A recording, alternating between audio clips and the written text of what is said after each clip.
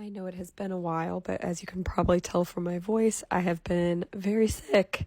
And so I'm on the road to recovery. And if you'll bear with my croaky voice, I will show you what we did in the kitchen to get ready for the appraisal. We already painted and put in the new floor in the kitchen. All that was left was really cleaning it up. And then there was some tile that needed to be replaced in the sink. The first step was cleaning up the kitchen. The counters were covered in pretty much everything we were using around the house, and so moved all of that into the garage and then had a clean slate to get cleaning. The sink itself, I used Barkeeper's Friend, and then I used the foaming super clean spray to really get everything off of there. It required some scraping because there's some paint from paint projects on there. Fortunately, the only pieces that were broken or missing were this bullnose tile. Unfortunately, this I learned is a tile they don't really make anymore. There are only a couple companies who make it, and they make it in really limited colors and is a completely different thickness than the old school tile. And this tile's all original in the kitchen.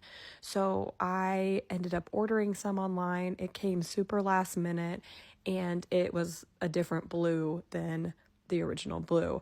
I held it up to see if I could get away with it, and I really just didn't think it was going to work. And so on this little island across the way, I removed all of the bullnose tile, and I removed all the bullnose tile around the sink, and I just did a swap, knowing that the color is close enough that if I put it across the room, it will just look like the rest of the tile and you wouldn't really be able to tell the difference. It made a little bit more work for me, but really all the tile, I felt so much better replacing all of it around the sink because it really was failing. All the caulk had gone and it just was really in need of a new fresh start.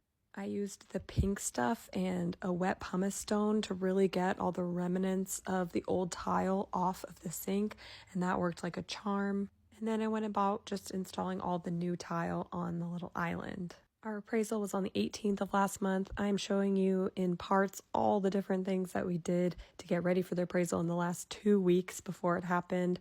It's an insane amount of stuff in pretty much every single room of the house. We have not moved in yet. It's like everything we had been putting off in our personal lives for the past 7 months all came crashing down in the past couple weeks, hence why I'm completely sick. I was tiling here at 1 in the morning, and I have to show you what I heard through my noise-canceling headphones.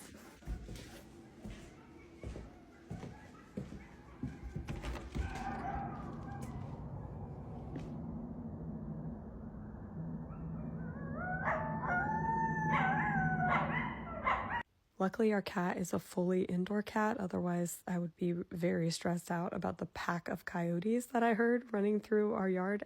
It was some really late nights here at the house leading up till the end, and so we saw some little coyotes prancing down the road almost every night leaving, which is crazy. Our house, as you can see, backs a wilderness area, so there's lots of wildlife that we see going through the yard. Here I'm grouting all of the new tile on the island.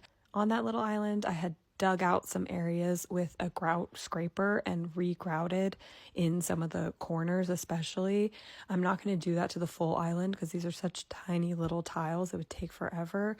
Instead, I tried to do something else that also took forever, but not quite as long, which was use one of those grout pens on the grout. I've cleaned this counter so many times and the stains are just permanent, I think. And so the grout pen just goes right on top and it's supposed to seal it a little bit better. I wiped the counter a little too early, so I'm gonna have to redo a little bit of it, I think, down the line, but for now it looks good. These other sections I let sit for the right amount of time and they look absolutely perfect. The grout looks brand new. I was actually really shocked at how well these worked. I made the mistake of really digging the tip in on the first section and that kind of destroyed the pen.